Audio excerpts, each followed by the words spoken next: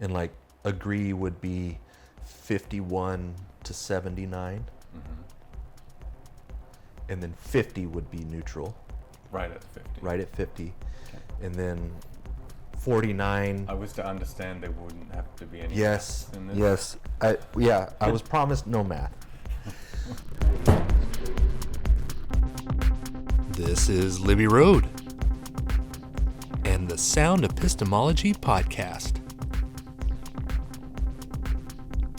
On this episode of the podcast, Rupert and I are back to explore number 2 on the Street Epistemology survey put out by Nathan Ferguson. And as mentioned before, this is not a typical Street Epistemology interview. This is two friends familiar with the method, exploring the nature of truth. Let's dive in. Number 2. Number 2. We all share the same reality and only interpret it differently. Yeah. Here's that scale. So I agree. Yeah. You strongly agree. I guess we don't need to say that out loud. Yeah, I strongly agree and you agree. Firmly. Right. I firmly agree that we all share the same reality and only interpret it differently. Right.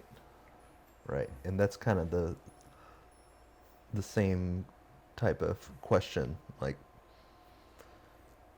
reality is happening independent of us.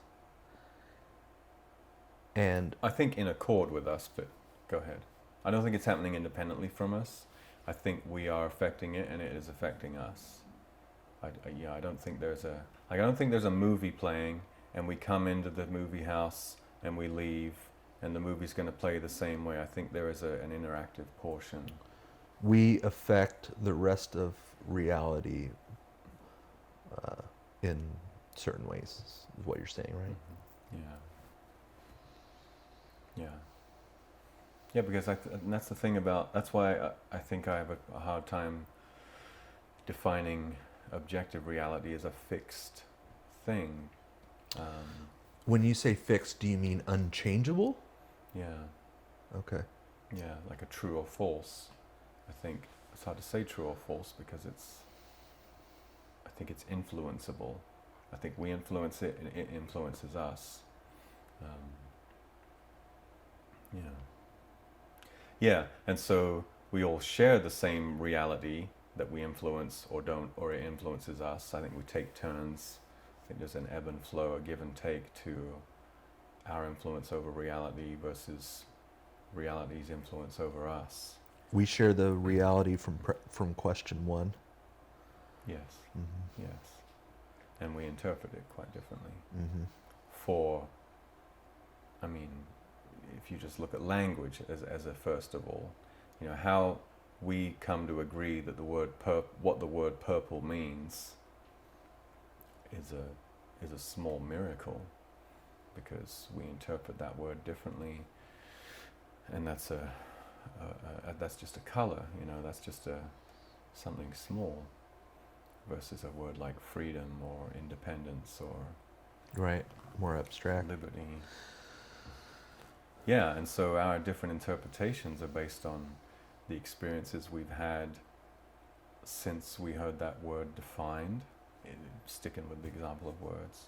Mm-hmm. And so all the baggage that we bring to a conversation when we use a word, to me it's a small miracle we understand anything that comes out of each other's mouths, because there's such a different interpretation for the address that is Rupert than there is for the address that is, it'll be David Tex Venegas. Does that have I made myself Yeah, clear? because Have I made myself clear? Yeah. That doesn't sound very well, colors are tricky because it's hard to tell that what I'm looking at being purple is the same thing that you're looking at being purple. We agree that something is purple based on what other purple things are that we agree with, right? and that we've seen in the past. Right. Yeah, exactly. And that's the same with all words, and frankly it's the same with how we interpret reality, whether this is a shitty day or this is a incredible day. Mm-hmm. Am I right swearing? Should I be not swearing, or does it matter? Yeah, I don't think it matters now. Yeah, it's not going on Fox or anything. Yeah, and so likewise, our interpretation, I think, is based quite strongly on our perception of reality. And what's cool about that is we can influence it from breath to breath.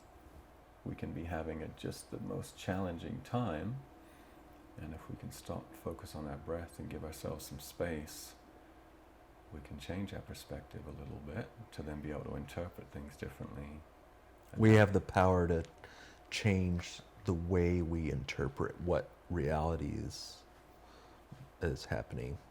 Right, and to come back to your definition of that constant of reality, that would be a fair example of interpreting the same thing that's happening in any number of different ways, depending on how you choose to interpret it or how you choose to perceive it. Cool. Yeah. So,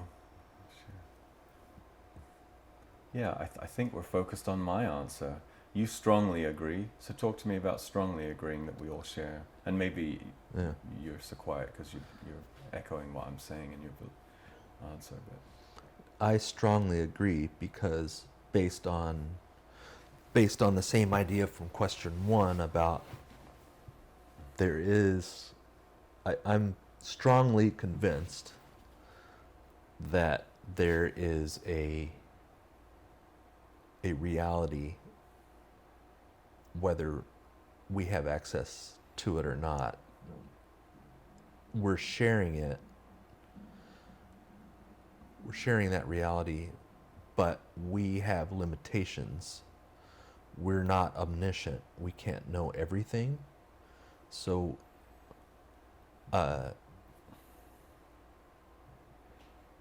it would be hard for me to say that I know for certain what the truth is, because I have limitations. I have knowledge limitations, language limitations.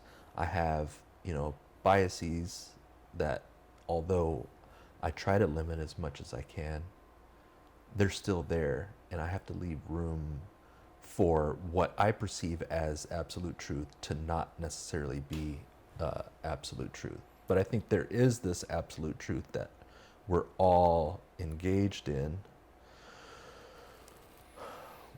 whether we have access to it or not.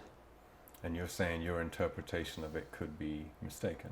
Right. Yeah. Okay. Even though I strongly agree with this statement that Yeah. we all share the same reality and only interpret it differently. Yeah. Yeah. Okay. I think we understand each other.